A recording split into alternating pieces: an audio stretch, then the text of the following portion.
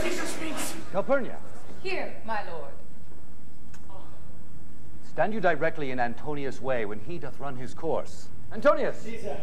Forget not in your speed, Antonius, to touch Calpurnia. For our elders say, the Baron touch it in this holy chase, shake off their sterile curse. I shall remember. When Caesar says, do this, it is performed.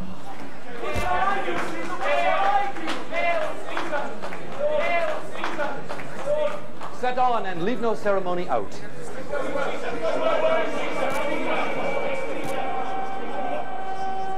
Who calls? Bid every noise be still, peace yet again. Who is it in the press that calls on me? I hear a tongue shriller than all the music. Cry, Caesar! Speak, Caesar is turned to hear. Beware the eyes of man. What voice is that?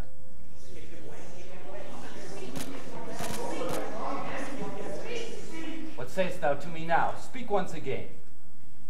Beware the eyes of man. Ha! She is a dreamer. Let us leave her. Pass.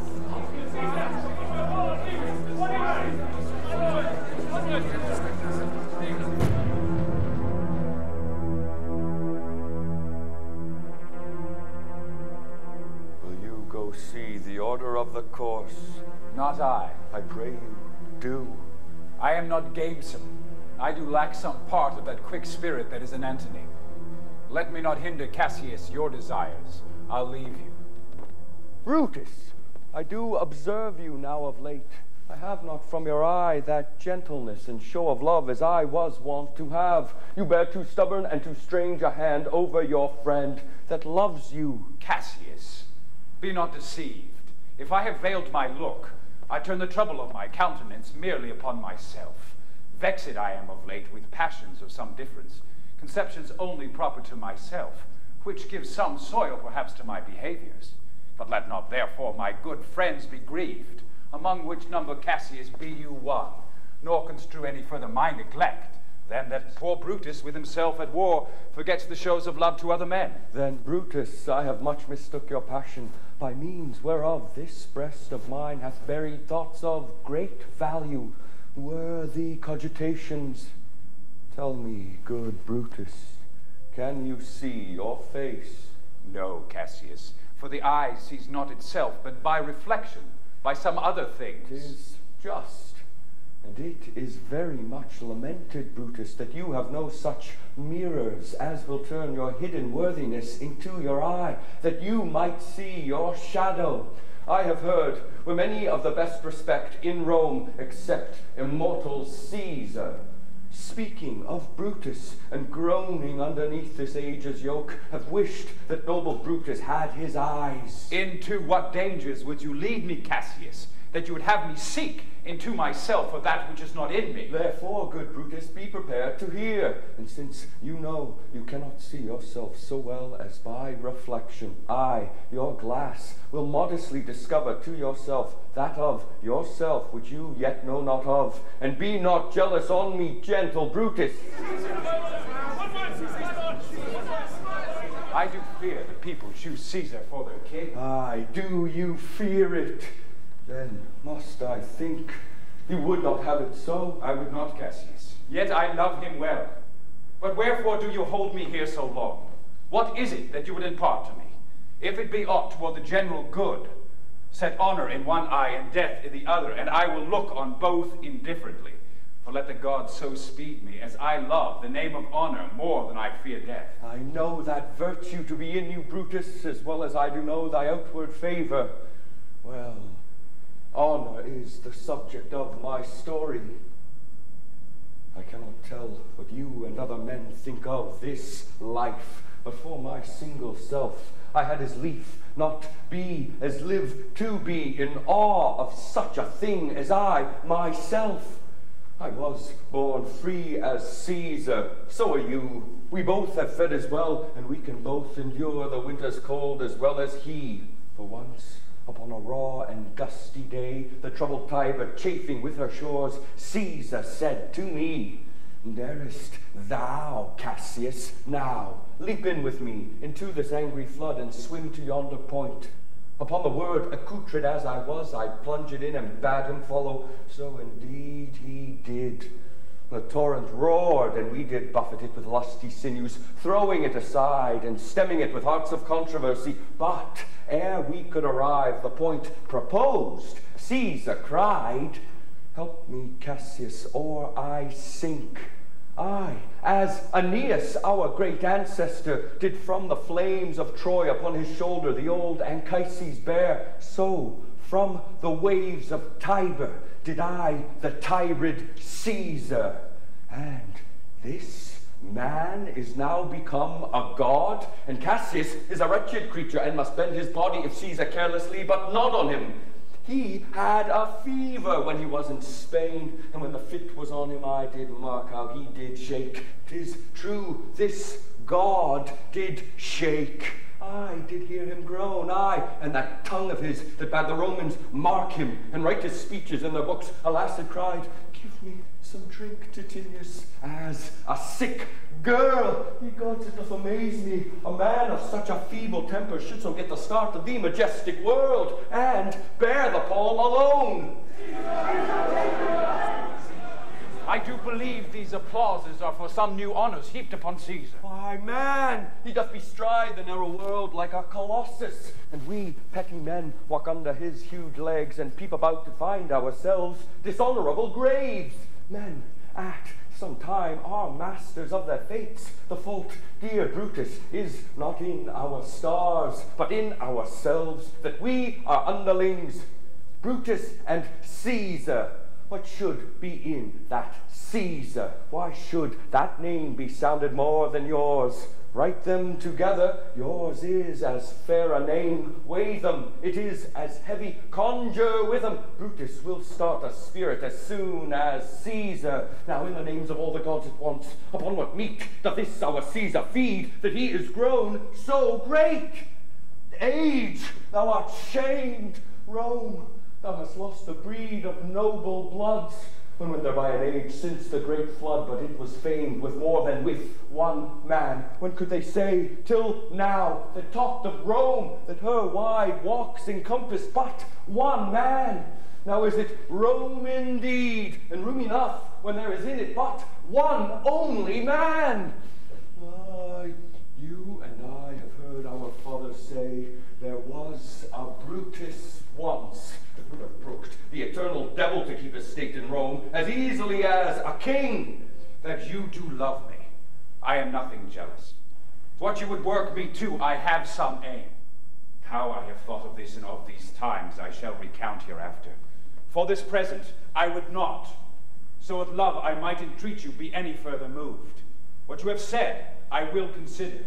What you have to say, I will, with present find in time both meet to hear and answer such high things. Till then, my noble friend, chew upon this, that Brutus had rather be a villager than to repute himself a son of Rome under these hard conditions as this time is like to lay upon us. I am glad that my weak words have struck but thus much show of fire from Brutus. The games are done, and Caesar is returning.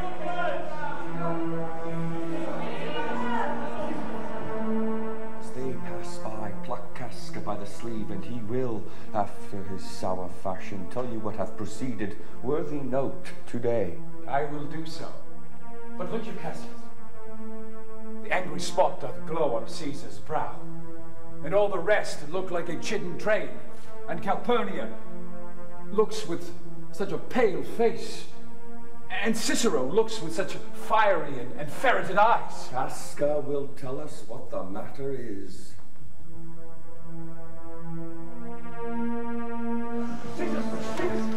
Antonius!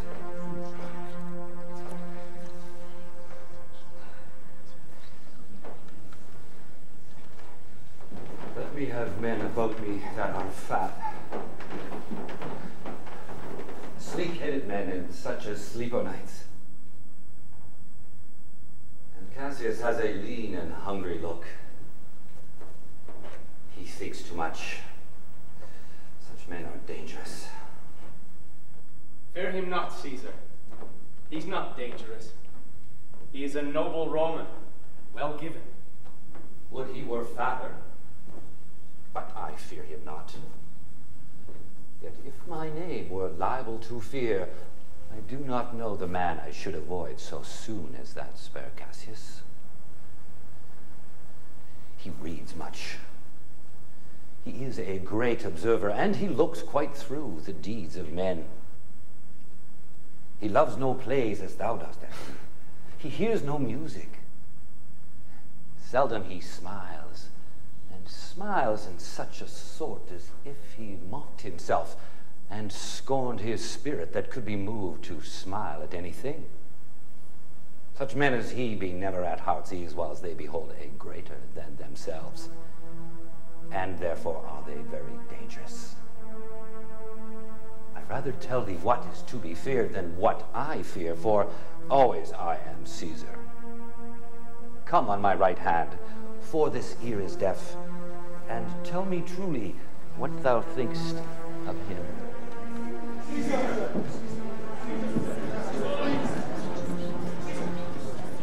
Caesar! Caesar!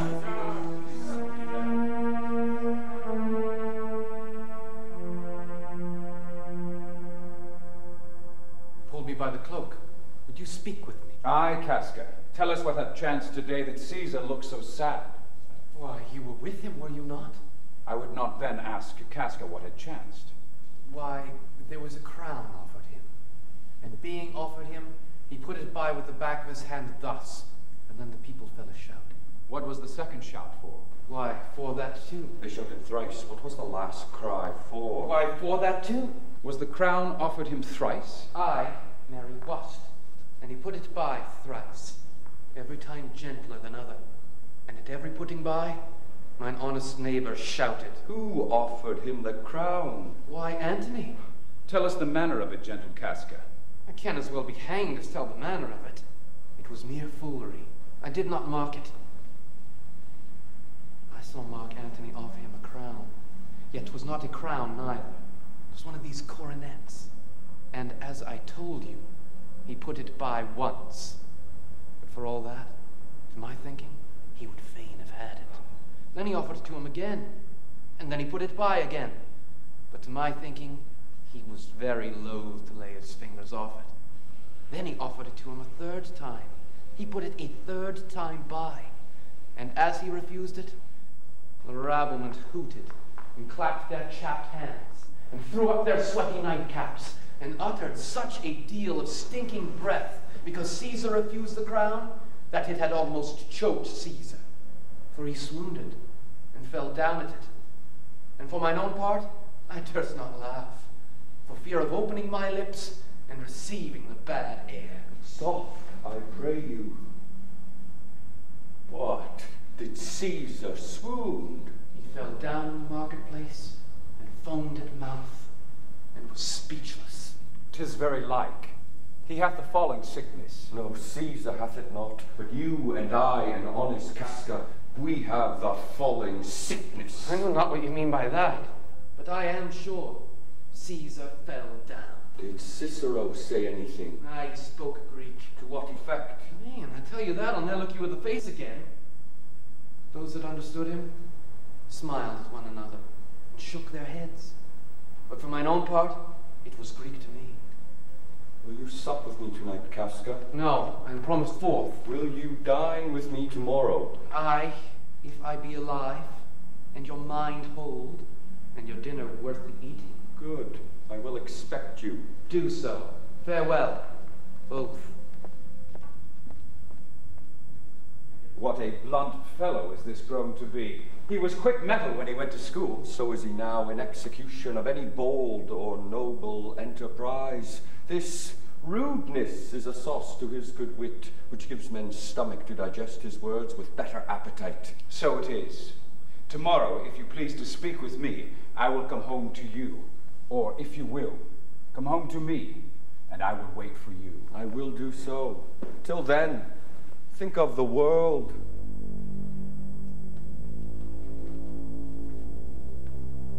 Well, Brutus, Thou art noble.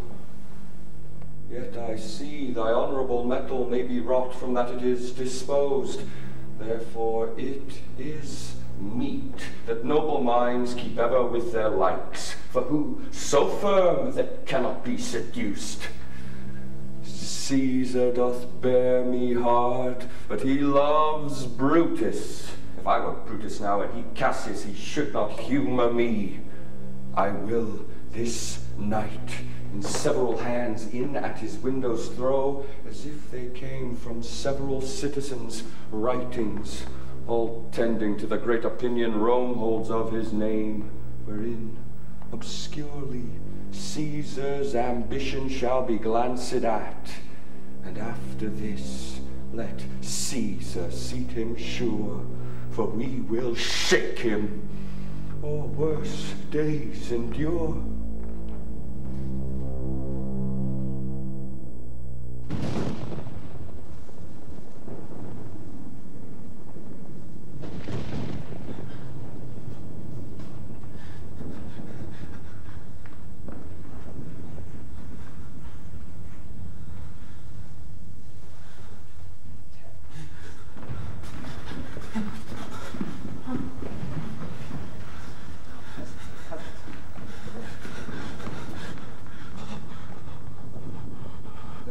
Cassius, brought you Caesar home?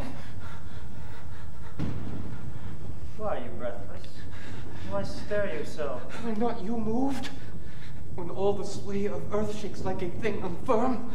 Oh, Cicero, I have seen tempests when the scolding winds have rived the knotty oaks, and I have seen the ambitious ocean swell and rage and foam to be exalted with the threatening clouds. But never till tonight, never till now, did I go through a tempest-dropping fire. Either there is a civil strife in heaven, or else the world, too saucy with the gods, incenses them to send destruction. Why? Saw you anything more wonderful? A common slave. You know him well by sight.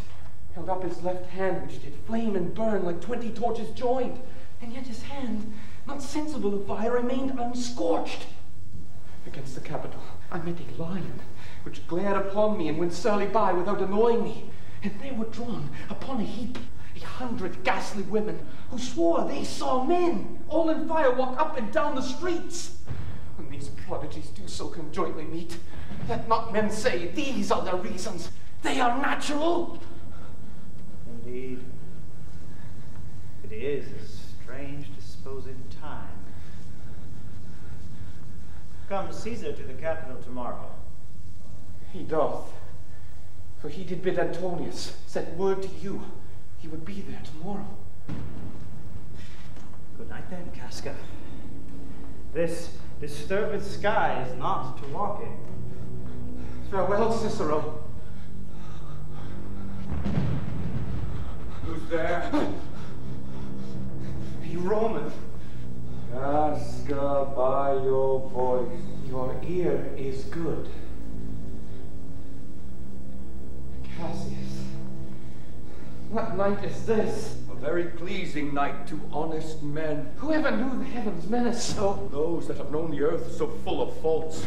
For my part, I have walked about the streets, submitting me unto the perilous night, and thus unbraced, Casca, as you see, have bared my bosom to the thunderstone, and when the cross-blue lightning seemed to open the breast of heaven, I did present myself, even in the aim and very flash of it. Wherefore did you so much tempt the heavens? It is the part of men to fear and tremble, when the most mighty gods by token send such dreadful heralds to astonish us. You are dull, Casca. And those sparks of life that should be in a Roman you do want, or else you use not. You look pale and gaze and put on fear, and cast yourself in wonder to see the strange impatience of the heavens. But if you would consider the true cause, why all these fires? Why all these gliding ghosts? Why birds and beasts? Why all these things change from their ordinance, their natures and performate faculties to monstrous quality? Why, you shall find that heaven hath infused them with these spirits to make them instruments of fear and warning unto some monstrous state. Now could I, Casca, name to thee a man most like this dreadful night that thunders, lightens, opens graves, and roars as doth a lion in the Capitol, a man no mightier than yourself for me in personal action, yet prodigious grown and fearful as these strange eruptions are. It is Caesar that you mean, is it not, Cassius? Let it be who it is. Indeed. They say the senators tomorrow mean to establish Caesar as a king, and he shall wear his crown by sea and land, in every place. I know where I will wear this dagger then, Cassius. From bondage will deliver, Cassius. Wherein ye gods you made the weak most strong. No stony tower, nor airless dungeon, nor strong links of iron can be retentive to the strength of spirit. But life, being weary of these worldly bars, never lacks power to dismiss itself. If I know this, know all the world besides, that part of tyranny that I do bear, I can shake off at pleasure. So can I. So every bondman in his own hand bears the power to cancel his captivity. Why should Caesar be a tyrant then? Poor man. I know he would not be a wolf, but that he sees that Romans are but sheep. He were no lion, were not Romans hinds. Those that with haste will make a mighty fire begin it with weak straws. What trash is Rome, what rubbish, and what awful when it serves for the base matter to illuminate so vile a thing as Caesar. But, oh grief, where hast thou led me? I perhaps speak this before a willing bondman. Then I know my answer must be made, but I am armed, and dangers are to me indifferent. You speak to Casca, and to such a man that is no fleering telltale. Hold my hand, and I will set this foot of mine as far as who goes farthest. There's a bargain made. Now, know you, Casca, I have moved already some certain of the noblest minded Romans to undergo with me an enterprise of honorable, dangerous consequence. And I do know by this, they stay for me in Pompey's porch. Stand close a while, for here comes one in haste. 'Tis Cinna. I do know him by his gait. He is a friend. Cinna, where haste you so? To find out you. Cassius. Who's that? Telesimmer? No, it is Casca, one incorporate to our attempts. Am I not stayed for Cinna? I am glad on it. What a fearful night is this. There's 2 or 3 of us have seen strange sights. Am I not stayed for? Tell me. Yes, you are. Cassius, if you could but win the noble Brutus to... Be you content. Good Cinna, take this paper and look you lay it in the praetor's chair where Brutus may but find it, and throw this in at his window, set this up with wax upon old Brutus' statue. All this done, repair to Pompey's porch where you shall find us. Is Decius Brutus and Trebonius there? All but Metellus-Cimber, and he's gone to seek you at your house. Well, I will hie and so bestow these papers as you bade me. That done, repair to Pompey's theatre. Come, Casca, you and I will yet ere day see Brutus at his house. 3 parts of him is ours already, and the man entire upon the next encounter yields him ours.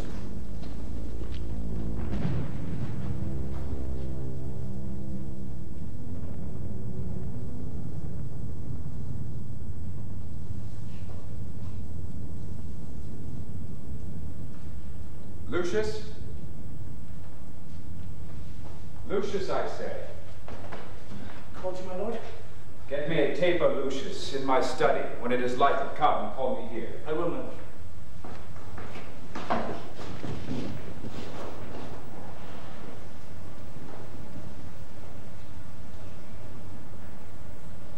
It must be by his death.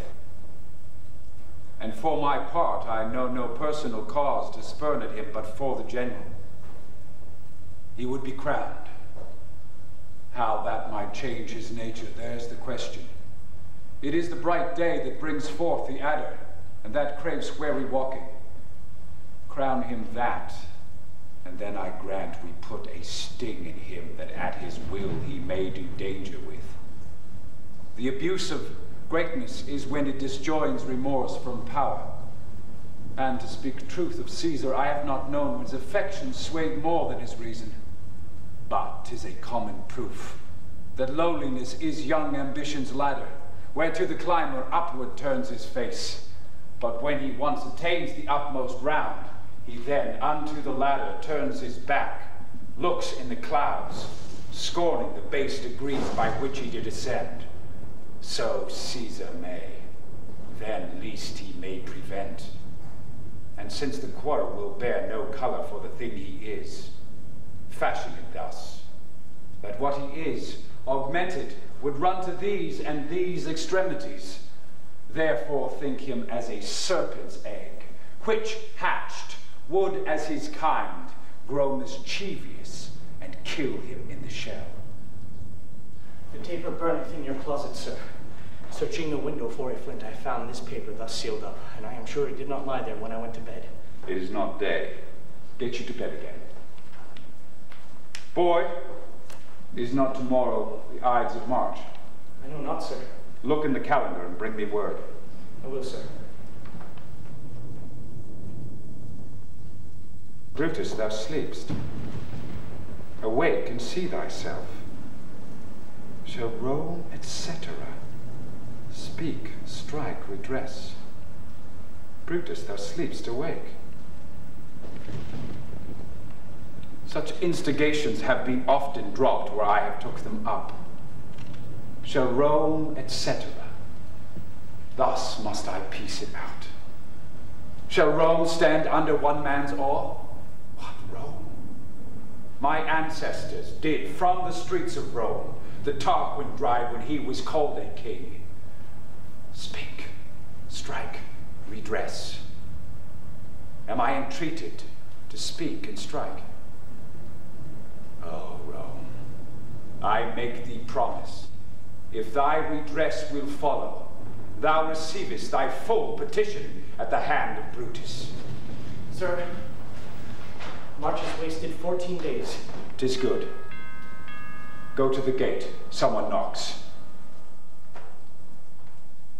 Since Cassius first did wed me against Caesar, I have not slept. Between the acting of a dreadful thing and the first motion, all the interim is like a phantasma or a hideous dream.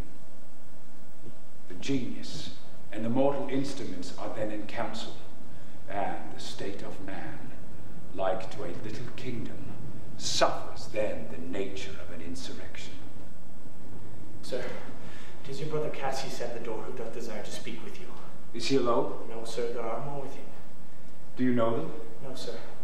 Their hats are plucked about their ears, and have their faces buried in their coats, that by no means I may discover them by any mark of favor. Let them enter. They are the faction. O conspiracy, shamest thou to show thy dangerous brow by night, when evils are most free? O then by day, where wilt thou find a cavern dark enough to mask thy monstrous visage? Seek none conspiracy. Hide it in smiles and affability. For if thou path thy native semblance on, not Erebus itself were dim enough to hide thee from prevention. I think we are too old upon your rest. Good morrow, Brutus. Do we trouble you? I have been up this hour, awake all night. Know I these men that come along with you? Yes, every man of them. And no man here but honors you, and every one doth wish you had but that opinion of yourself, which every noble Roman bears of you. This is Trebonius. He is welcome hither. This Decius Brutus. He is welcome too. This Casca, this Cinna, and this Metellus Cimber. They are all welcome. What watchful cares do interpose themselves betwixt your eyes and night? Shall I entreat a word?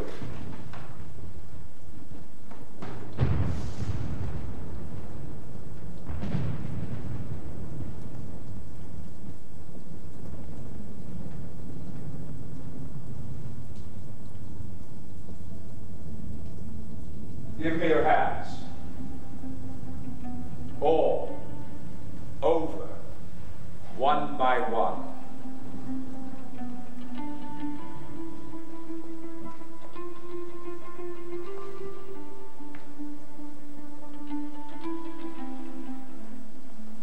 Let us swear our resolution. No, not an oath, if not the face of men, the sufferance of our souls, the time's abuse.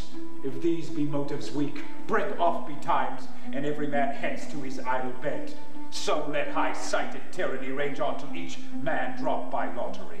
But if these, as I am sure they do, bear fire enough to kindle cowards, and distill with valor the melting spirits of women, then, countrymen, what need we any spur but our own cause to prick us to redress? What other bond than secret Romans that have spoke the word and will not palter? What other oath than honesty to honesty engaged, that this shall be or we will fall for it? Swear priests, and cowards, and men cautelous, old feeble carrions, and such suffering souls that welcome wrongs. Unto bad causes swear such creatures as men doubt, but do not stain the even virtue of our enterprise, nor the insuppressive metal of our spirits, to think that o'er our cause, or our performance did need an oath, when every drop of blood that every Roman bears, and nobly bears, is guilty of a several bastardy, if he do break the smallest particle of any promise that hath passed from him. But what of Cicero? Shall we sound him? I think he will stand very strong with us. Let us not leave him out. No, by no means. Let us have him, for his silver chair will purchase us a good opinion, and by men's voices to commend our deeds. It shall be said, his judgment ruled our hands. Our youths and wildness shall no whit appear, but all be buried in his gravity. Oh, name him not. Let us not break with him, for he will never finish anything that other men begin. Then leave him out. Indeed, he is not fit. Shall no man else be touched, but only Caesar? Decius, well urged. I think it is not meet. Mark Antony, so well beloved of Caesar, should outlive Caesar. We shall find of him a shrewd contriver, and you know his means, if he improve them, may well stretch so far as to annoy us all, which to prevent, let Antony and Caesar fall together. Our course will seem too bloody, Caius Cassius, to cut off the head and then hack the limbs, like wrath and death and envy afterwards. For Antony is but a limb of Caesar. Let us all be sacrifices, but not butchers, Caius. We all stand up against the spirit of Caesar, and in the spirit of blood there is no men. Oh, that we then could come by Caesar's spirit and not dismember Caesar. But alas, Caesar must bleed for it. And gentle friends, let's kill him boldly, but not wrathfully.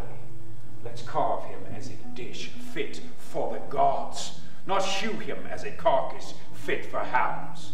And let our hearts, as subtle masters do, stir up their servants to an act of rage, and after seem to chide them. This shall make our purpose necessary, but not envious, which, so appearing to the common eyes, we shall be called purgers, not murderers. And for Mark Antony, think not of him, for he can do no more than Caesar's arm when Caesar's head is off. Yet I fear him, for in the engrafted love he bears to Caesar. Alas, good Cassius, think not of him, if he do love Caesar. All that he can do is to himself. Take thought and die for Caesar, and that were much he should, for he is given to sports, to wildness, and to much company. There is no fear in him. Let him not die, for he will live and laugh at this hereafter. Peace. Count the clock. The clock hath stricken 3. 'Tis time to part. But it is doubtful yet whether Caesar will come forth today or no, for he is superstitious grown of late. It may be these apparent prodigies, the unaccustomed terror of this night, and the persuasion of his augurers may hold him from the capital today. Never fear that.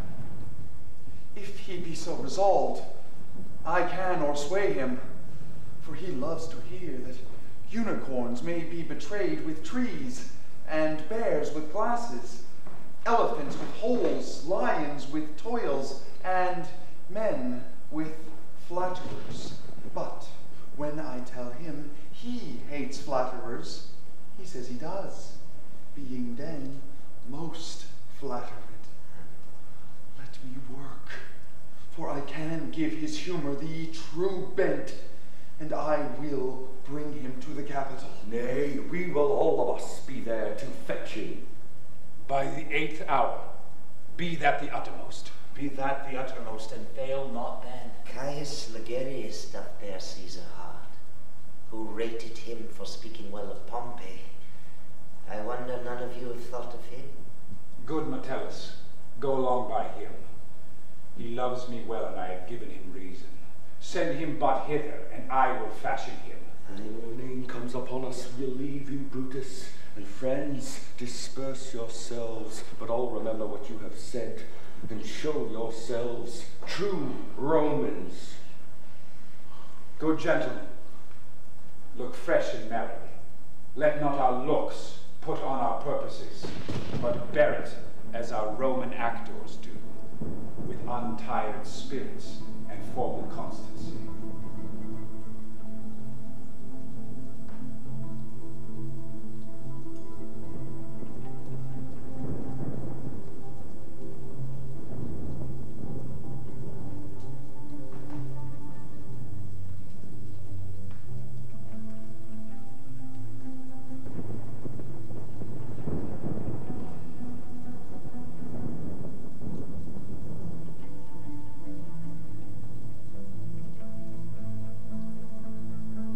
To you all.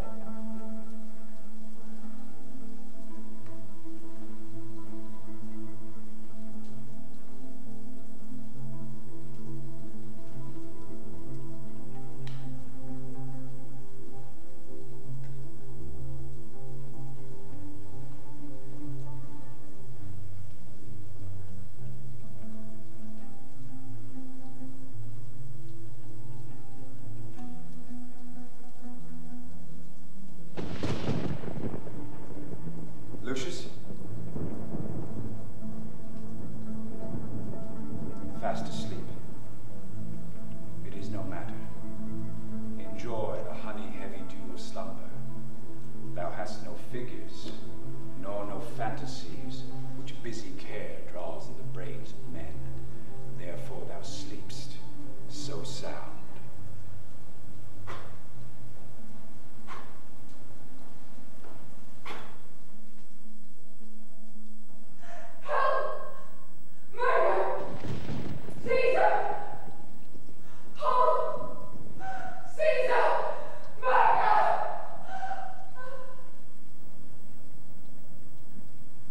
No earth have been at peace tonight.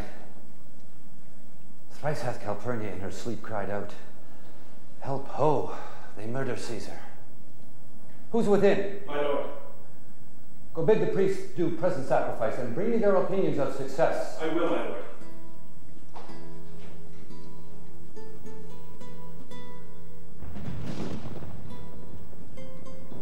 What mean you? Caesar, think you to walk forth? You shall not stir out of your house today. Caesar shall forth. The things that threatened me ne'er look but on my back. When they shall see the face of Caesar, they all vanish. Caesar, I never stood on ceremonies, yet now they fright me.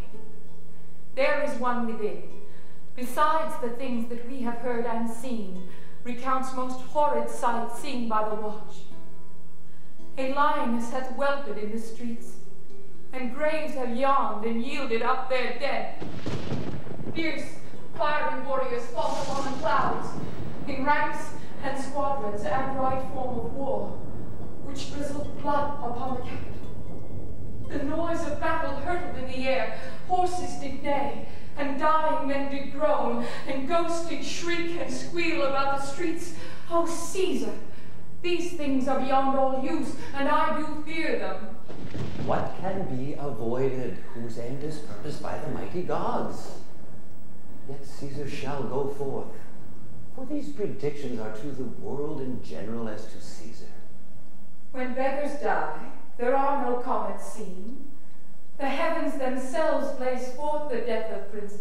Cowards die many times before their deaths. The valiant never taste of death but once. Of all the wonders that I yet have heard, it seems to me most strange that men should fear, seeing that death, a necessary end, will come when it will come. What say the augurs? They would not have you to stir forth today, plucking the entrails of an offering forth. They could not find a heart within the beast.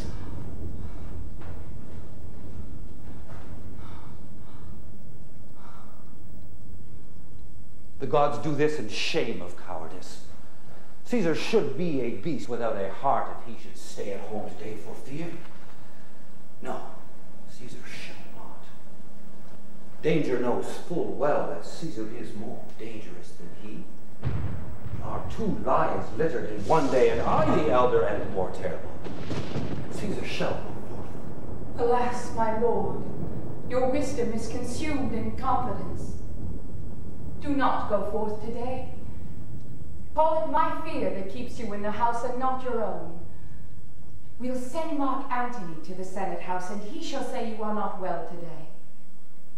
Let me, upon my knee, prevail in this.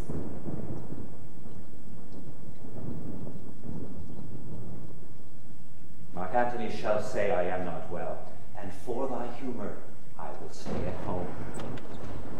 Justius Brutus, he will tell them so. Caesar, all hail. Moreover, worthy Caesar, I come to fetch you to the Senate house. And you are come in very happy time to bear my greeting to the senators and tell them that I will not come today. Cannot is false. That I dare not, falser. I will not come today. Tell them so, Theseus. Say he is sick. Shall Caesar send a lie?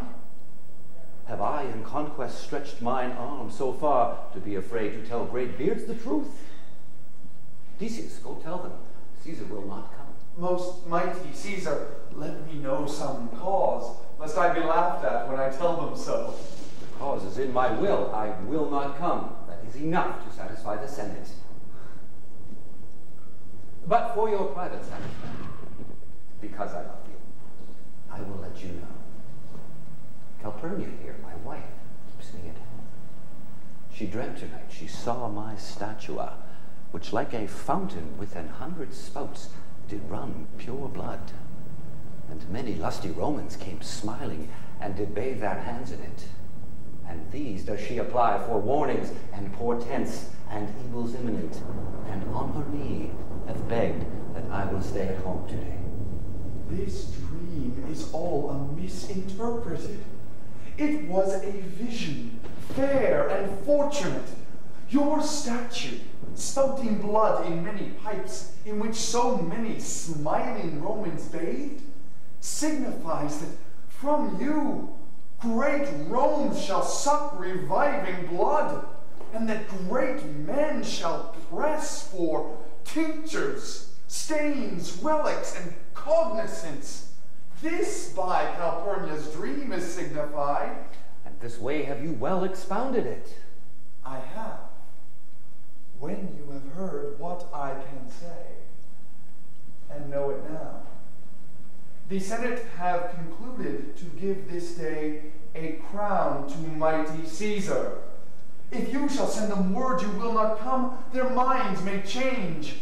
Besides, it were a mock act to be rendered for someone to say, break up the Senate till another time when Caesar's wife shall meet with better dreams. If Caesar hide himself, shall they not whisper, lo, Caesar is afraid? Pardon, Caesar, for my dear love to our proceeding bids me tell you this, and reason to my love is liable. Caesar, How foolish do your fears seem now, Calpurnia. I am ashamed I did yield to them. Give me my robe, for I will go.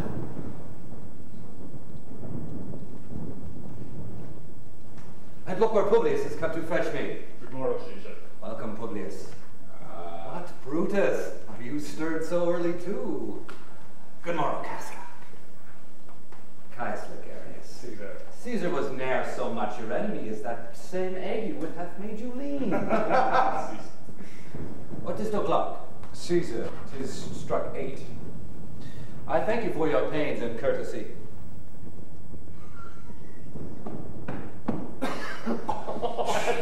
See, Antony, that revels long o' nights is notwithstanding up. Good morrow, Antony.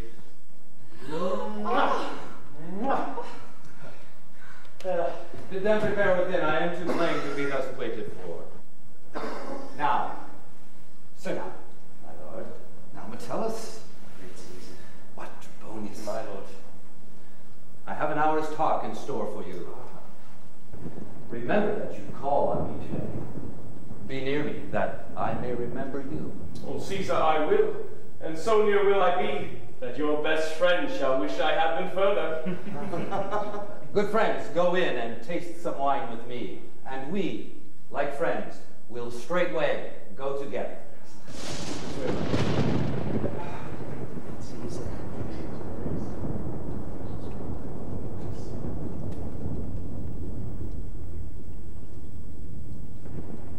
That every life were not the same.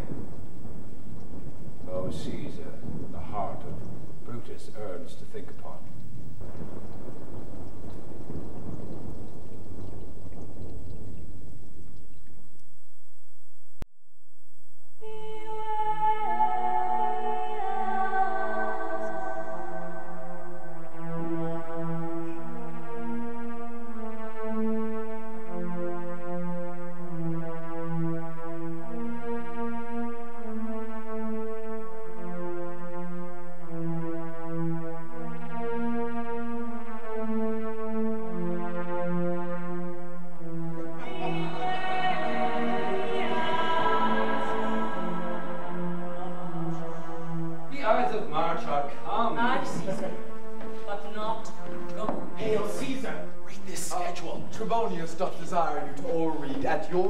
Leisure, this his humble suit. Oh, Caesar, read mine first, for mine's a suit that touches Caesar nearer. Read it, great Caesar. What touches us ourselves shall be last served. Delay not, Caesar. Read it instantly. What, is the fellow mad? Sirrah, give place. What, urge you your petitions in the street? Wish your enterprise today may thrive. What enterprise, Popilius? Fare you well. What said Popilius lead? He wished today our enterprise might thrive. I fear our purpose is discovered. Look how he makes to Caesar, mark him. Casca, be sudden, for we fear prevention. Brutus, what shall be done? If this be known, Cassius or Caesar never shall turn back, for I will slay myself. Cassius, be constant. Popilius leader speaks not of our purposes, for look, he smiles and Caesar doth not change. Trebonius knows his time, and looking Brutus, he draws Mark Antony out of the way. Where's Metellus Simba? Let him go and presently prefer his suit to Caesar. Press near and second him. Casca, you are the first that rears your hand. Are we all ready?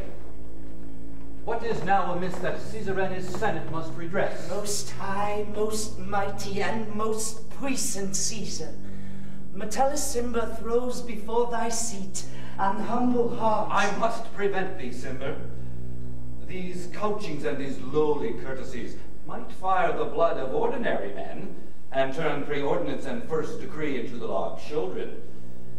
Be not fond to think that Caesar bears such rebel blood that will be thawed from that true quality with that which melteth fools. I mean sweet words, low crooked curtsies, and base spaniel fawning. Thy brother by decree is banished. If thou dost bend and pray and fawn for him, I spurn thee like a cur out of my way. No, Caesar doth not wrong, nor without cause will he be satisfied. Is there no voice more worthy than mine own to sound more sweetly in great Caesar's ear for the repealing of my banished brother? I kiss thy hand, but not in flattery, Caesar, desiring thee that Publius Simba may receive an immediate freedom of repeal. What, Brutus? Pardon, Caesar, Caesar, pardon.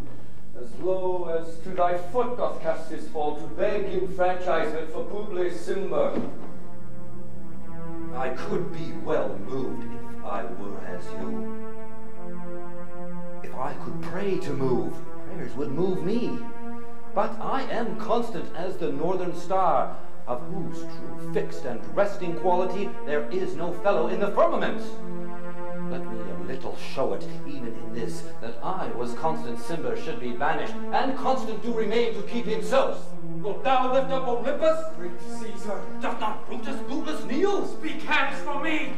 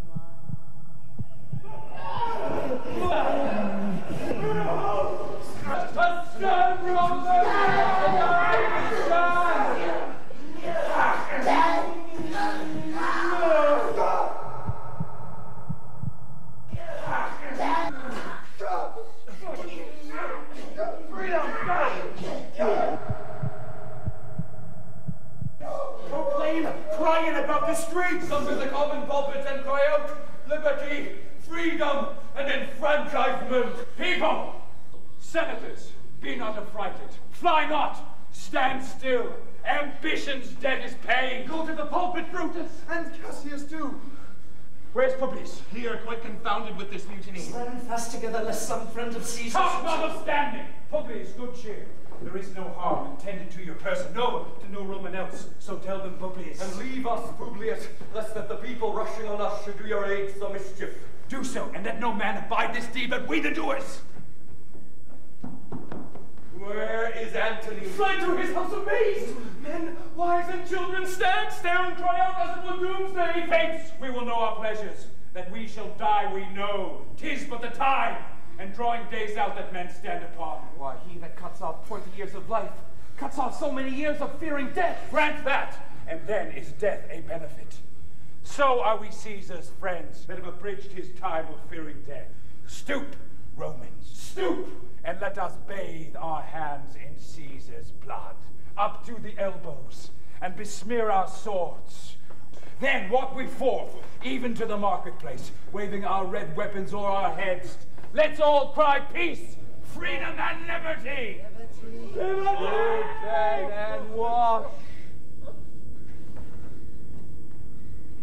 How many ages hence shall this so lofty scene be acted o'er in state unborn and accent yet unknown? What shall we forth? Aye, every man away Brutus shall lead, and we will grace his heels with the most boldest and best hearts of Rome. Soft. Who comes here? A friend of Antony's? Thus, Brutus did my master bid me kneel. Thus did Mark Antony bid me fall down, and being prostrate, thus he bade me say, Brutus is noble, wise, valiant, and honest. Caesar was mighty, bold, royal, and loving. Say, I love Brutus, and I honor him. Say, I feared Caesar, honored him, and loved him. If Brutus will vouchsafe that Antony may safely come to him, and be resolved how Caesar hath deserved to lie in death, Mark Antony shall not love Caesar dead so well as Brutus living, but will follow the fortunes and affairs of mighty Brutus, thorough the hazards of this untrod state, with all true faith. So says my master Antony. Thy master is a wise and valiant Roman. I never thought him worse. Tell him, so please he come unto this place, he shall be satisfied, and depart untouched. I'll fetch him presently. I know that we shall have him well to friend. I wish we may, but yet have I a mind that fears him much, and my misgivings still fall shrewdly to the purpose. Here comes Mark Antony. Welcome, Mark Antony. Almighty Caesar, Dost thou lie so low? Are all thy conquests, glories, triumphs, spoils shrunk to this little measure? Fare thee well. I know not, gentlemen, what you intend. Who else must be let blood? Who else is rank? If I myself, there is no hour so fit as Caesar's death's hour, nor no instrument of half that worth as those your swords, made rich with the most noble blood of all this world. I do beseech you, if you bear me hard, now, whilst your purpled hands do reek and smoke, fulfill your pleasure. Live 1,000 years, I shall not find myself so apt to die. No place shall please me so, no mean of death as here, by Caesar, and by you cut off, the choice and master spirits of this age.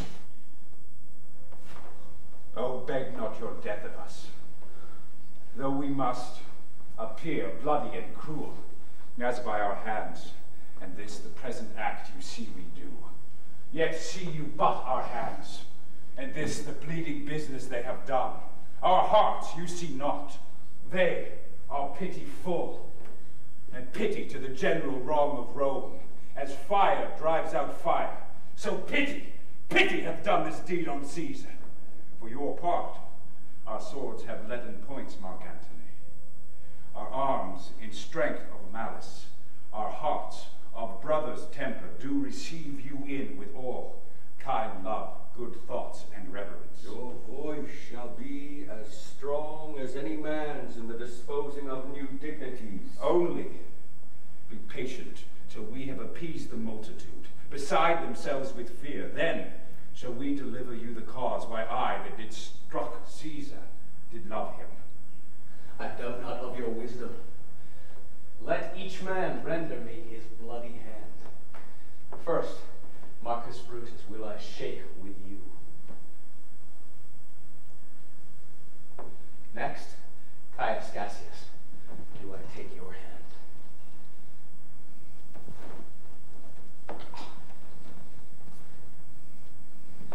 Now, Decius Brutus, yours. Now yours, Metellus. Yours, Cinna, and my valiant Casca, yours. The last, not least in love, yours, good Trebonius, gentlemen all. Alas, what shall I say? My credit now stands on such slippery ground that one of two bad ways he must conceit me, either a coward or a flatterer. But I did love thee, Caesar, oh, 'tis true. If then thy spirit look upon us now, shall it not grieve thee dearer than thy death to see thy Antony making his peace, shaking the bloody fingers of thy foes? Most noble, in the presence of thy corse, had I as many eyes as thou hast wounds, weeping as fast as they stream forth thy blood, it would become me better than to close in terms of friendship with thine enemies. Pardon me, Julius. Here wast thou bade, brave heart. Here didst thou fall, and here thy hunters stand, signed in thy spoil, and crimsoned in thy lethe. O world, thou wast the forest to this heart, and this indeed, O world, the heart of thee.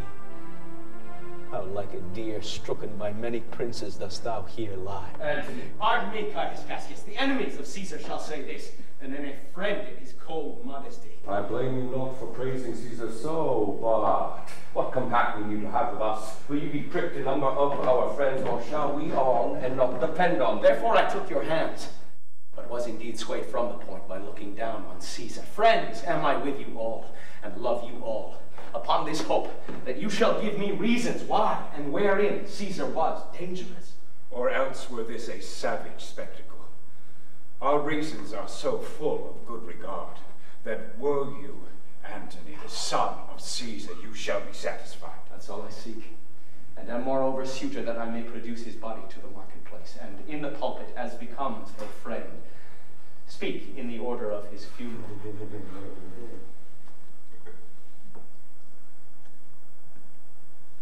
You shall, Mark Antony. Brutus, a word with you.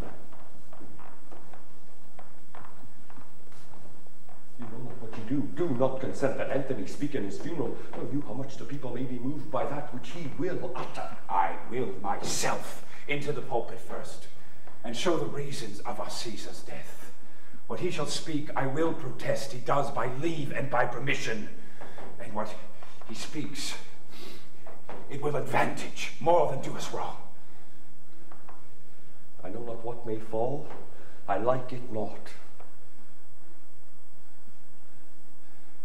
Mark Antony,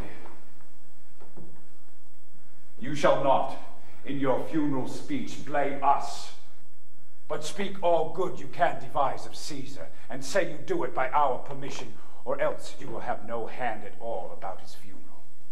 And you shall speak in the same pulpit whereto I am going after my speech is ended. Be it so, I do desire no more. Prepare his body then and follow me.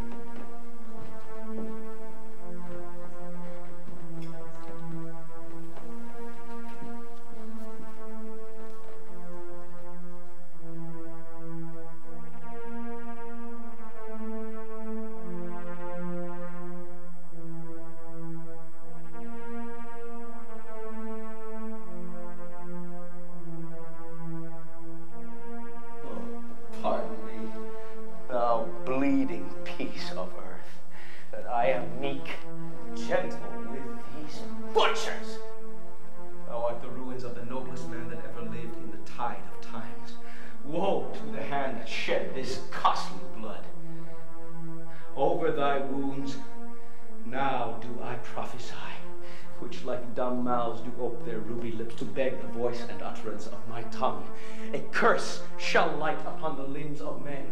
Blood and destruction shall be so in use, and dreadful objects so familiar, that mothers shall but smile when they behold their infants spitting with the hands of war. All pity choked with custom of fell deeds, and Caesar's spirit, ranging for revenge, with Ate by his side come hot from hell, shall in these confines with a monarch's voice cry havoc! And let slip the dogs of war, that this foul deed shall smell above the earth with carrion men groaning for burial.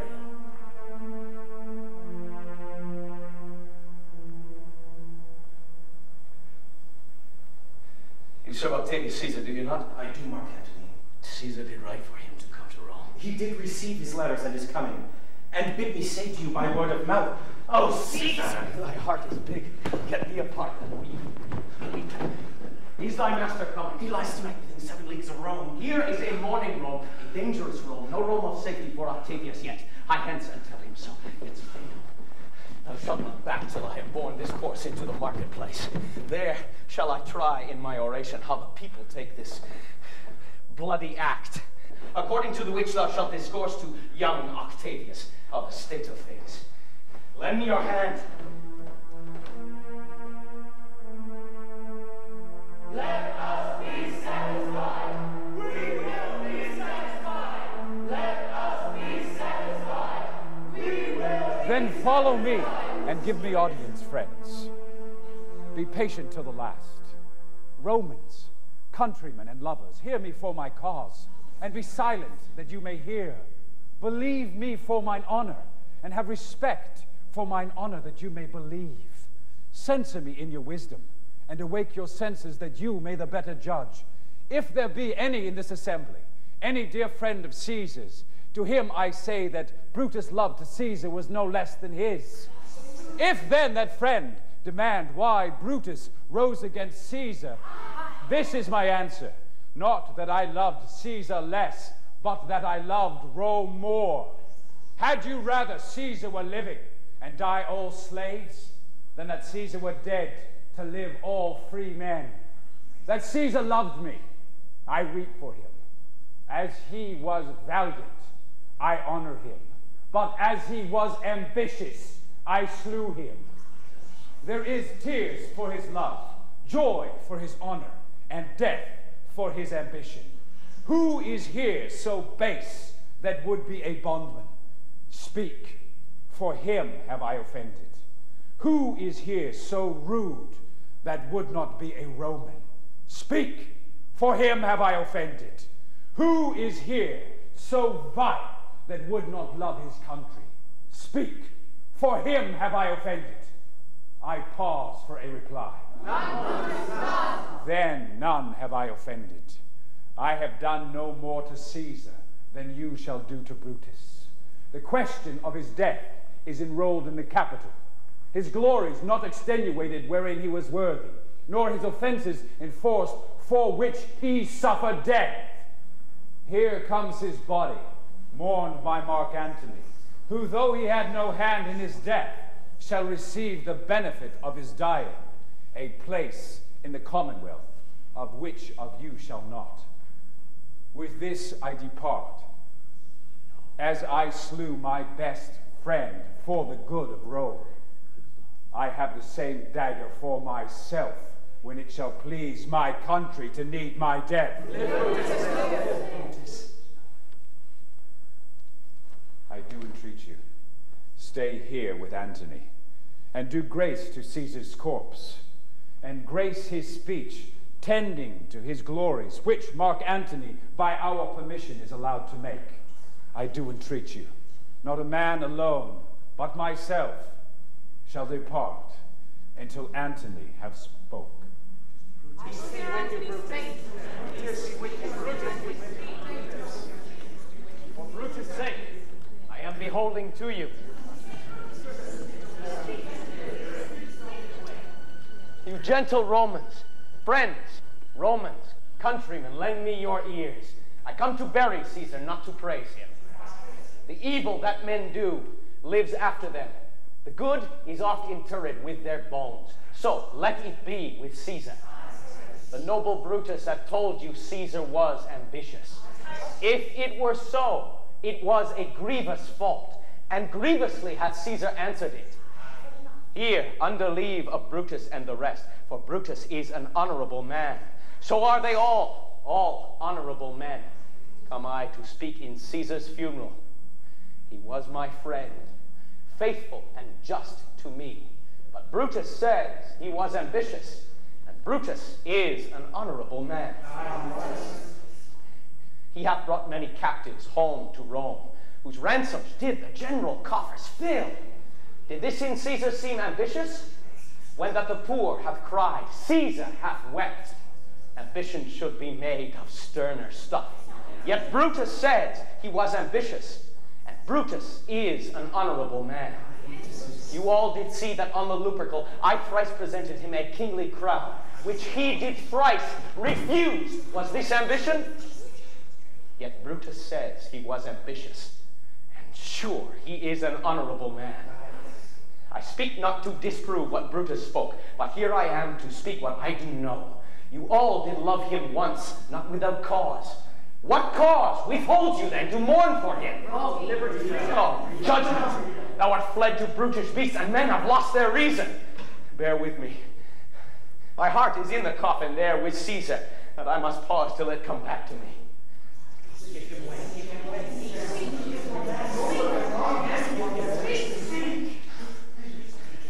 But yesterday, the word of Caesar might have stood against the world. Now lies he there, and none so poor to do him reverence? Oh, masters, if I were disposed to stir your hearts and minds to mutiny and rage, I should do Brutus wrong, and Cassius wrong, who you all know are honorable men. I will not do them wrong. I rather choose to wrong the dead, to wrong myself and you, than I will wrong such honorable men.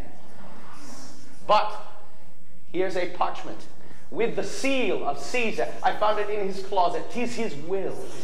Let but the commons hear this testament, which, pardon me, I do not mean to read, and they would go and kiss dead Caesar's wounds, and dip their napkins in his sacred blood, yea, beg a hair of him for memory, and dying, mention it within their wills, bequeathing it as a rich legacy unto their issue. Have patience, gentle friends, I must not read it. It is not meet you know how Caesar loved you. You are not wood, you are not stones, but men, and Being men, hearing the will of Caesar, it will inflame you. It will make you mad. 'Tis good you know not that you are his heirs, for if you should, oh, what would come of it?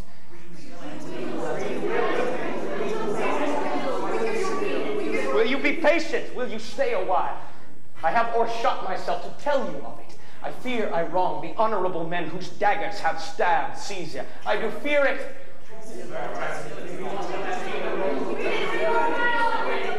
You will compel me then to read the will.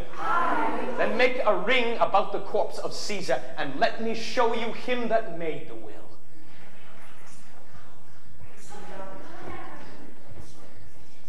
Nay, press not so upon his course. Stand far off. If you have tears, prepare to shed them now. You all do know this mantle. I remember the first time ever Caesar put it on. 'Twas on a summer's evening in his tent, the day he overcame the Nervi. Look, in this place ran Cassius' dagger through it. See what a rent the envious Casca made. Through this the well-beloved Brutus stabbed, and as he plucked his cursed steel away, mark how the blood of Caesar followed it, as rushing out of doors to be resolved, if Brutus so unkindly knocked or no. For Brutus, as you know, was Caesar's angel. Judge, oh you gods, how dearly Caesar loved him.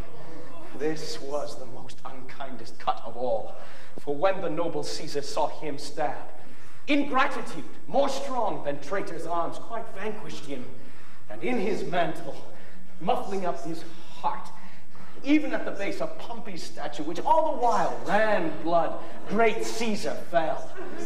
Oh, what a fall was there, my countrymen. Then I and you and all of us fell down, whilst bloody treason flourished over us. Oh, now you weep, and I perceive you feel the dint of pity. These are gracious drops, kind souls. What weep you when you but behold our Caesar's vesture wounded? Look you here. Here is himself, marred, as you see, with traitors.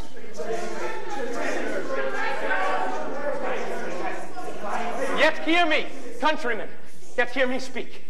Good friends, sweet friends, let me not stir you up to such a sudden flood of mutiny. They that have done this deed are honorable. What private griefs they have, alas, I know not. That made them do it. They are wise and honorable, and will, no doubt, with reasons answer you. I come not, friends, to steal away your hearts. I am no orator, as Brutus is, but as you know me all, a plain, blunt man that loved my friend, and that they know full well that gave me public leave to speak of him. I tell you that which you yourselves do know. Show you sweet Caesar's wounds, poor dumb mouths, and bid them speak for me. But were I Brutus, and Brutus Antony, there were an Antony would ruffle up your spirits and put a tongue in every wound of Caesar that should move the stones of Rome to rise and mutiny.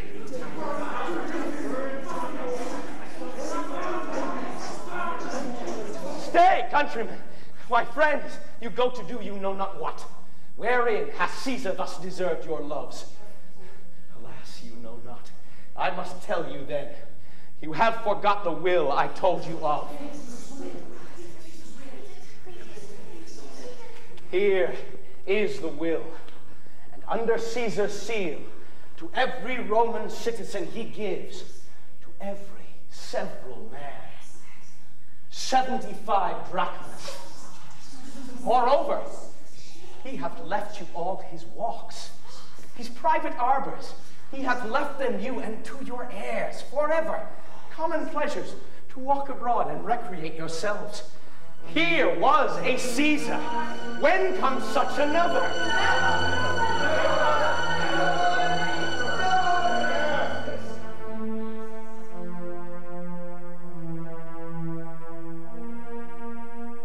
Now let it work. Mischief, thou art afoot.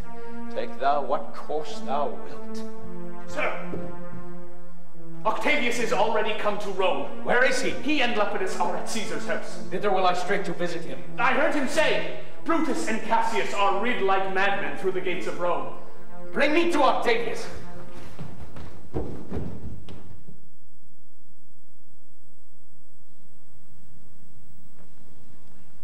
These many then shall die.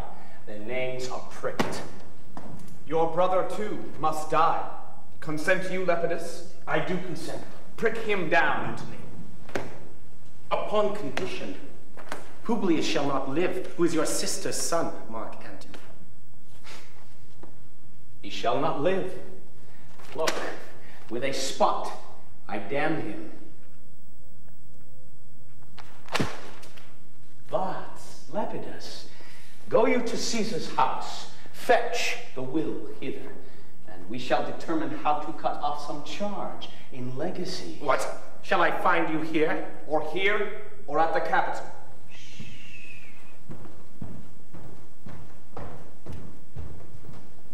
This is a slight, unmeritable man, meet to be sent on errands. Is it fit, the threefold world divided, he should stand, one of the three, to share it? So you thought him, and took his voice, who should be pricked to die in our black sentence and proscription. Octavius, I have seen more days than you, and though we lay these honors on this man to ease ourselves of divers slanderous loads, he shall but bear them as the ass bears gold, to groan and sweat under the business, either led or driven as we point the way.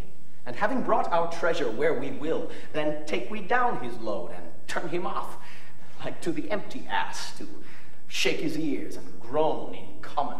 You may do your will, but he's a tried and valiant soldier. So is my horse, Octavius, and for that I do appoint him store of provender. It is a creature that I teach to fight, to wind, to stop, to run directly on. His corporal motion governed by my spirit, and in some taste is Lepidus but so. He must be taught and trained and bid go forth. A barren-spirited fellow. Do not talk of him but as a property. And now, Octavius, listen, great things. Brutus and Cassius are levying powers. We must straight make head. Therefore, let our alliance be combined, our best friends made, our means stretched. And let us presently go sit in council. How covert matters may be best disclosed, and open perils surest answered. Let us do so. For we are at the stake, and bait about with many enemies. And some that smile have in their hearts, I fear, millions of mischiefs.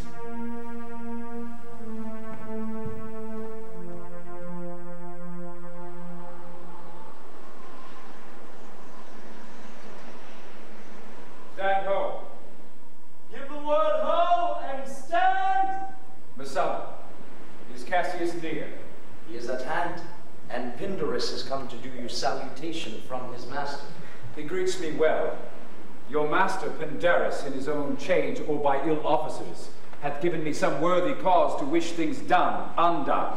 But if he be at hand, I shall be satisfied. I do not doubt but that my noble master will appear such as he is, full of regard and honor. Aye. He is not doubted. Messala, a word with you. How he received you, let me be resolved. With courtesy and with respect enough, but not with such familiar instances, nor with such free and friendly conference as he hath used of old. Thou hast described a hot friend cooling. Ever note, Messala, when love begins to sicken and decay, it useth an enforced ceremony. There are no tricks in plain and simple faith, but hollow men, like horses hot at hand, make gallant show and promise of their mettle. But when they should endure the bloody spur, they fall their crests, and like deceitful jades, sink in the trial. Comes his army on. They mean this night in Sardis to be quartered. The greater part, the horse and general, are come with Cassius. Hark, they have arrived. March gently on to meet them. Continues. Brutus!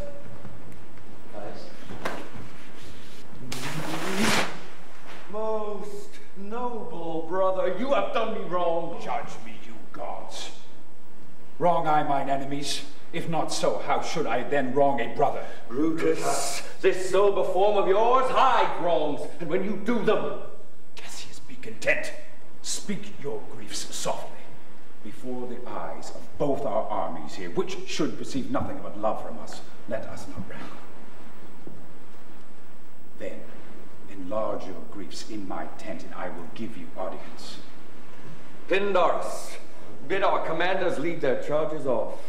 Masala, Titinius, do you the like, and let no man come to our tent till we have done our conference.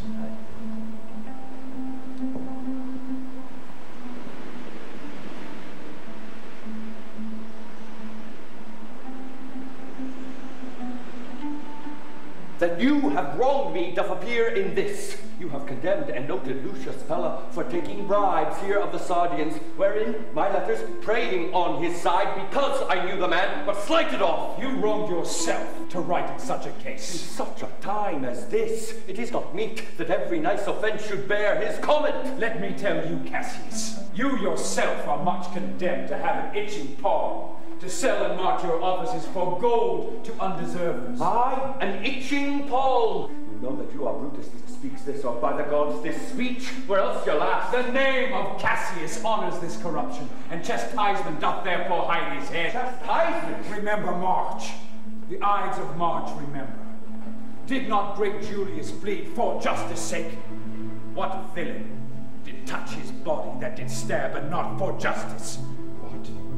Shall one of us that struck the foremost man of all this world, but for supporting robbers, shall we now contaminate our fingers with base bribes, and sell the mighty honors of our large space for so much trash as may be grasped thus? I had rather be a dog, and bay the moon than such a Roman. Brutus, bait not me, I'll not endure it. You forget yourself to hedge me in. I am a soldier, I older in practice, abler than yourself to make conditions. Go to, you are not. I am. I say you are not. Urge me no more, have mind upon your health. Tempt me no further. Away, slight man.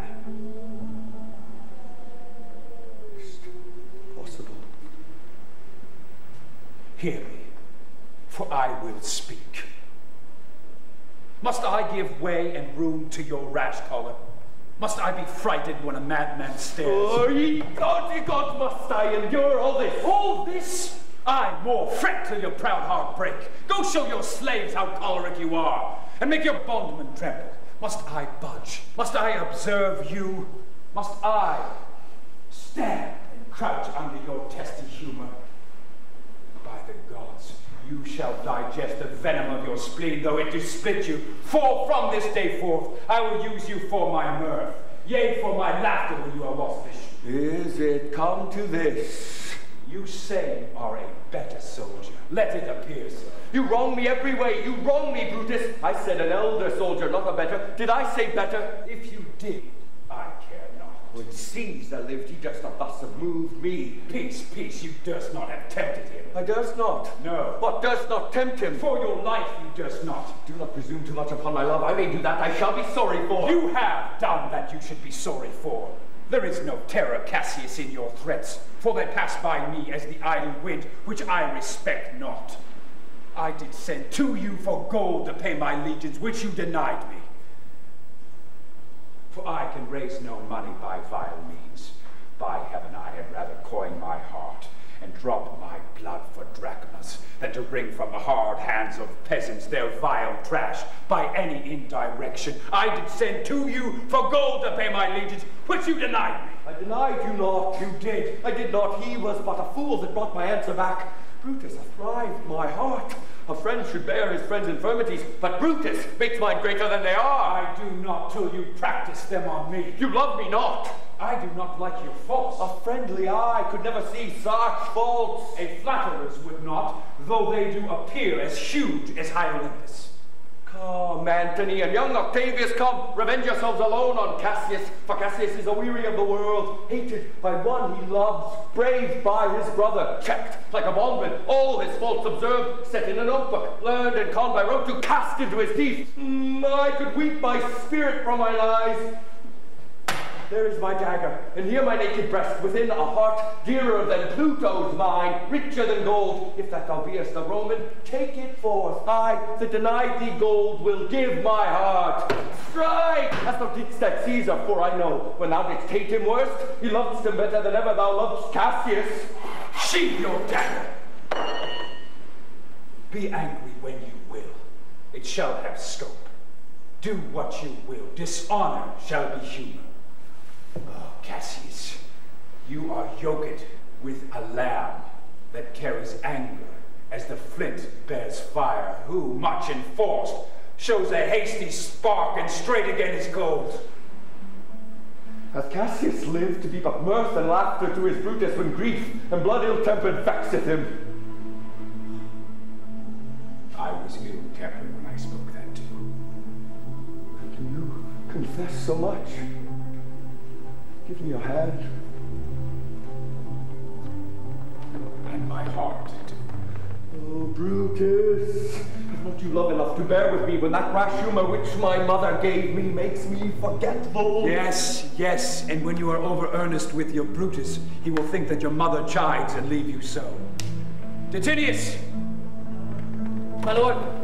Bid our commanders prepare to lodge their companies tonight. And come yourself, and bring Messala with you immediately to us. Lucius, a bowl of wine. I did not think you could have been so angry. Oh, Cassius.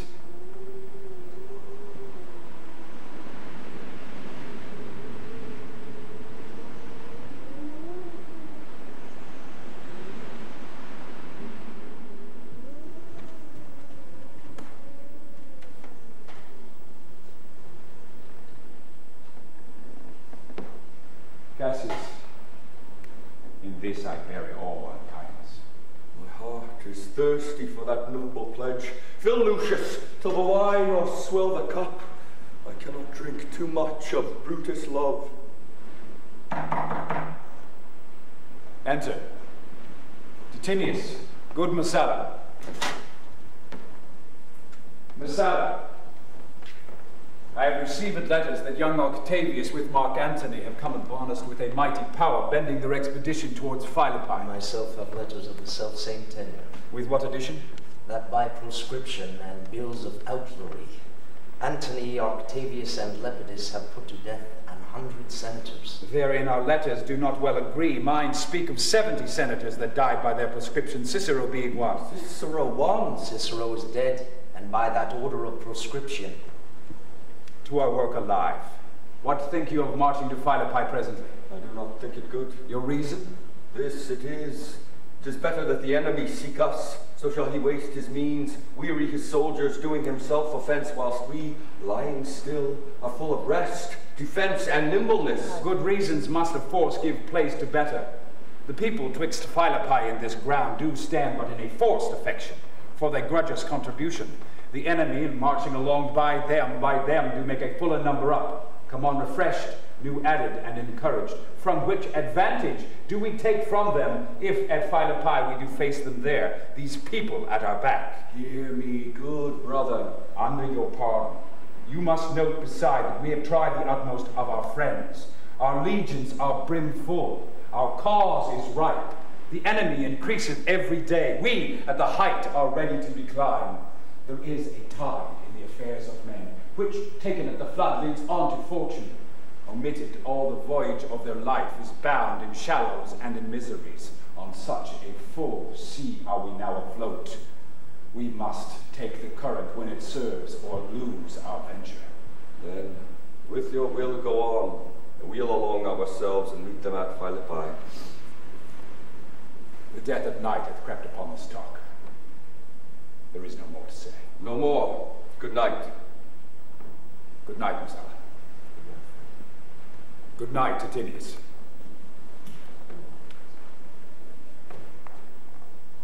Noble, noble Cassius. Good night and good repose. This was an ill beginning of the night. Ever come such division twixt our souls? Let it not, Brutus. Good night, good Cassius.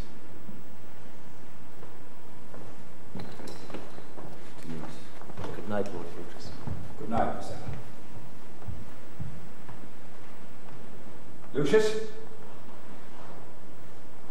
Fast asleep. It is no night. How ill this taper burns. I think it is the weakness of mine eyes that shapes this monstrous apparition. It comes upon me. Art thou some god? Or some angel that makes my blood cold and my hair to stare? Speak to me, what art thou? Thy evil spirit, Why comest thou? tell thee, shall see thee at Philippi. I shall see thee again. I shall see thee at Philippi then. Now I take heart, thou vanishest. Ill spirit, I would have more talk with thee.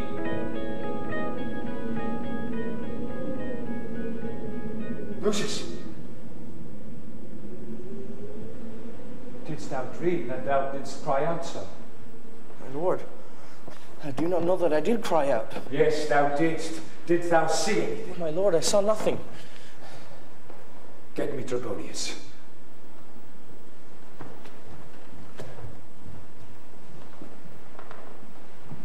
Cause, my lord. Commend me to my brother Cassius. Bid him set on our powers betimes before, and I will follow. Shall be done, my lord. Shall see thee at Philippi.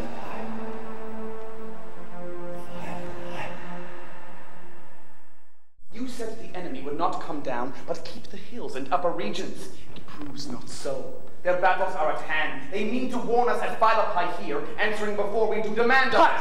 I am in their bosoms, and I know wherefore they do it.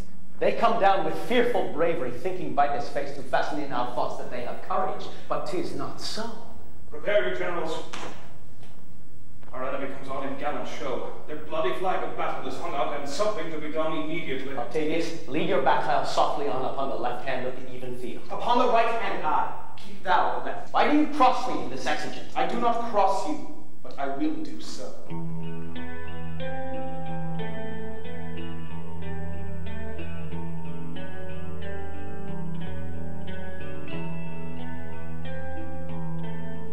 They stand and would have parley. Stand fast, Antonius, we must out and talk. Mark Antony, shall we give sign of battle? No, Caesar, we will answer on their charge.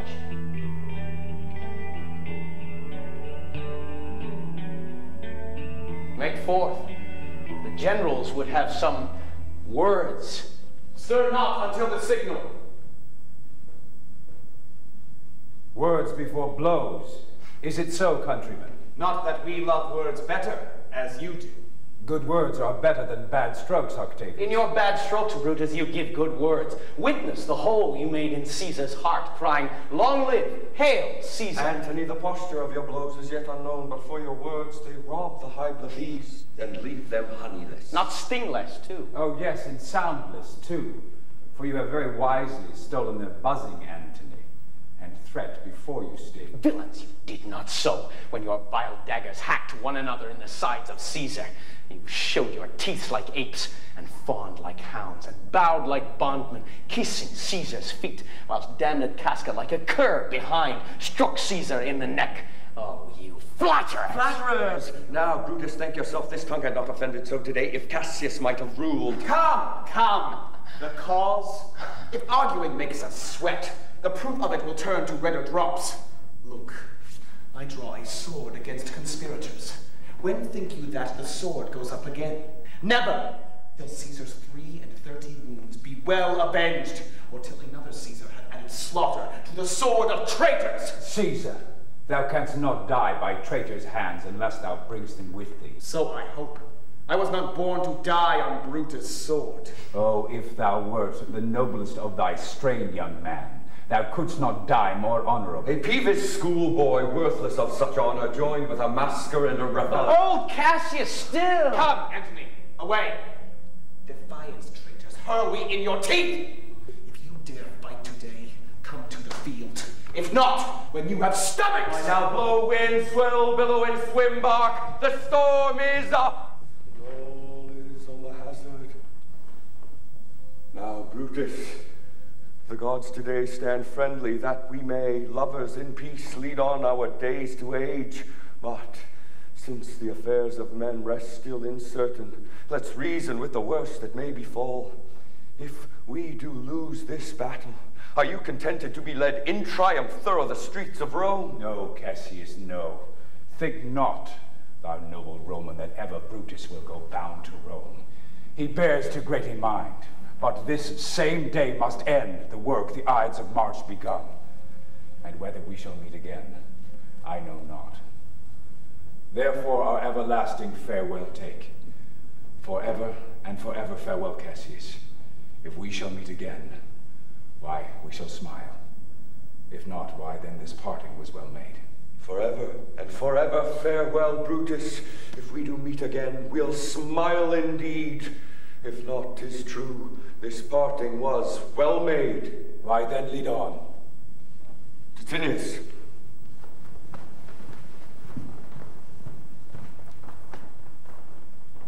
Oh, that a man might know the end of this day's business ere it come. But it sufficeth that the day will end, and then the end is known.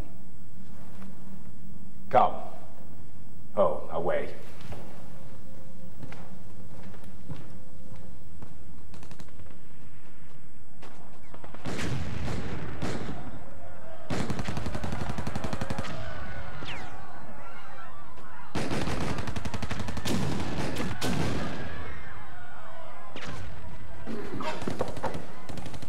Let the villains fly!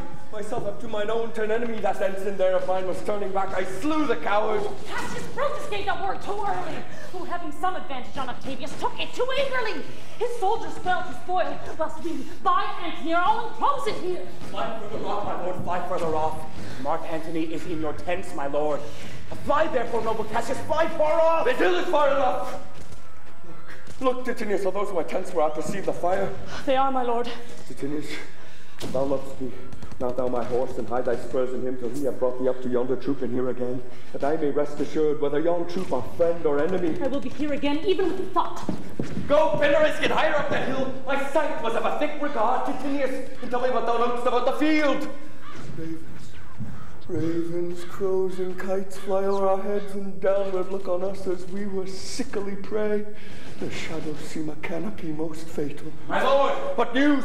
Titinius is enclosed round about with horsemen that make to him on the spur, yet he spurs on. Now they are almost on him. Now, Titinius! Now some light. Your lights too. He's ta'en. And hark they shout for joy. Come down, and behold no more. Coward that I am, to live so long to see my best friend ta'en before my face. Come hither, Sirrah. In Parthia did I take thee prisoner, and then I swore thee, saving of thy life, that whatsoever I did bid thee do, thou shouldst attempt it. Come now, keep thine oath. Now be a free man, and with this good blade that ran through Caesar's bowels, search this bosom. Stand not to answer, here! Take thou the hilt, and when my face is covered, as 'tis now, guide thou the blade.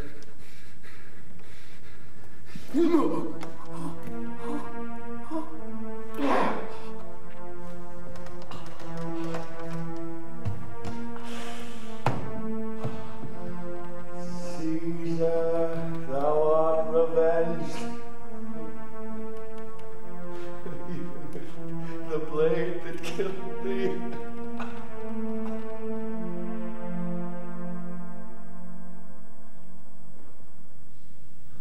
So I am free, yet would not so have been durst I had done my will.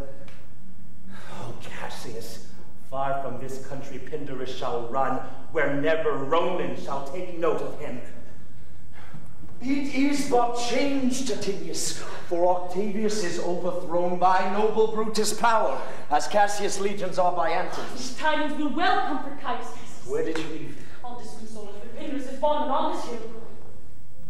Is not that he that lies upon the ground? He lies not like the living. Oh, my heart! Is not that he? No, this was he, Messiah. Cassius is no more.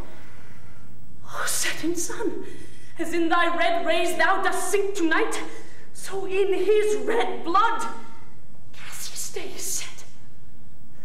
The sun of Rome is set.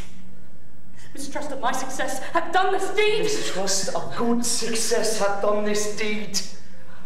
Oh, hateful Aaron, melancholy's child, why dost thou show to the apt thoughts of men the things that are not?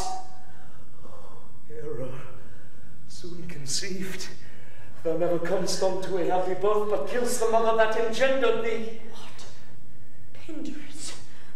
Where art thou, Pindarus? Seek him, Titinius, whilst I go to meet the noble Brutus. Thrusting this report into his ears, I may say thrusting it, for piercing steel and darts envenomed shall be as welcome to the ears of Brutus as tidings of this sight. Tie him, Messala. I'll seek for Pindarus the while. Go, Titinius! Why didst thou send me forth, brave Cassius? Did I not meet thy friends? Did they not put on my brows this wreath of victory and bid me give it thee? What? Didst thou not hear their shouts? Alas, thou hast misconstrued everything. But hold thee. Take this garland on thy brow. Like Brutus bid me give it thee, and I will do his bidding. Brutus, come apace, and see how I regarded Caius Cassius. By your leave, gods, this is a Roman's part. Come, Cassius' blade, and find Titinius' heart.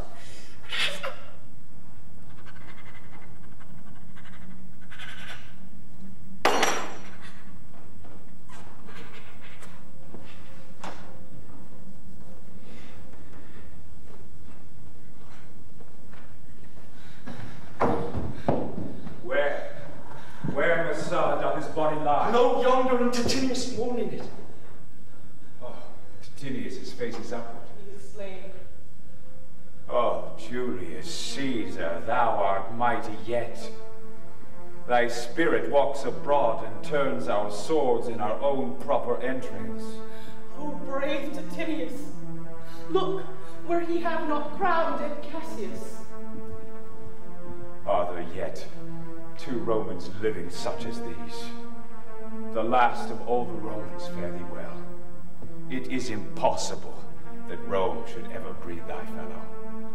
Friends, I owe more tears to this dead man than you shall see me pay. Cassius, I shall find time. I shall find time. Come.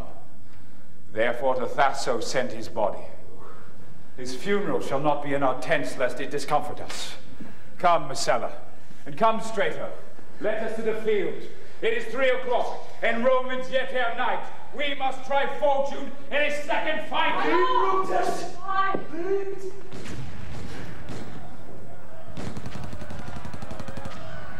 This way! This way, my lord! Come, all remains of friends. Rest upon this rock. Decius, list a word. What says my lord? Why this, Decius? The ghost of Caesar hath appeared to me 2 several times by night. At Sardis once, and this last night here in Philippi fields.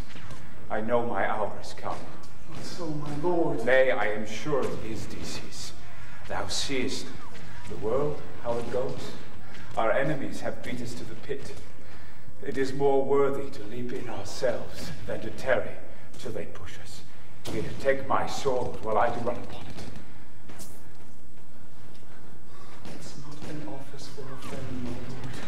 Fly! Fly, my lord, fly! There is no tarrying here! Good countrymen, I shall find more glory in this losing day than Mark Antony and Octavius by this vile conquest shall attain unto. Night hangs upon mine eyes. My bones would rest. Hence, leave me. With us, my lord, fly. Fly! My lord. Strato, stay thou by thy lord. Thou art a fellow of a good respect. Thy life hath had some smatch of honor in it. Wilt thou take my sword while I do run upon it? Wilt thou, Strato? Give me your hand first. Fare you well, my lord.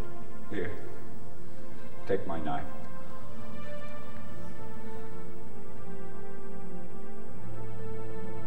Farewell, good Strato.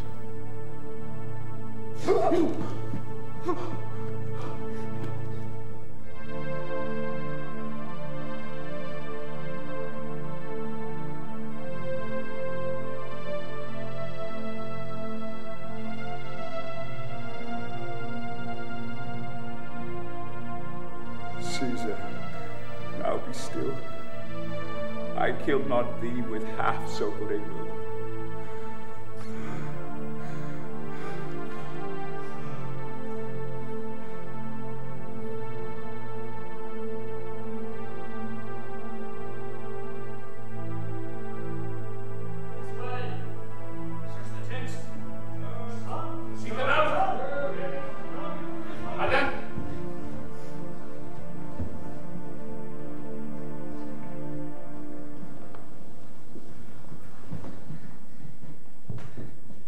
What man is that?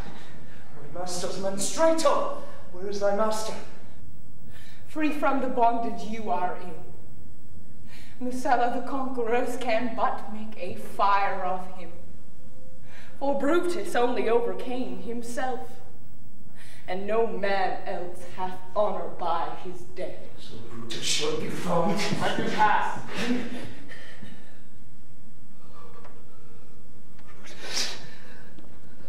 All that served Brutus, I will entertain them. Fellow, wilt thou bestow thy time with me? Aye, if Messala will prefer me to. Do so, good Messala. How died my master, Strato? I held the blade, and he did run on it. Octavius? And take him to follow thee that did the latest service to my master. This was the noblest Roman of them all. All the conspirators, save only he, did that they did in envy of great Caesar. He only, in a general honest thought and common good to all, made one of them. His life was gentle, and the elements so mixed in him that nature might stand up and say to all the world, this was a man. According to his virtue, let us use him with all respect and rites of burial. Within my tent, his bones tonight shall lie most like a soldier, ordered honorably. So call the field to rest, and let's away, to part the glories of this happy day.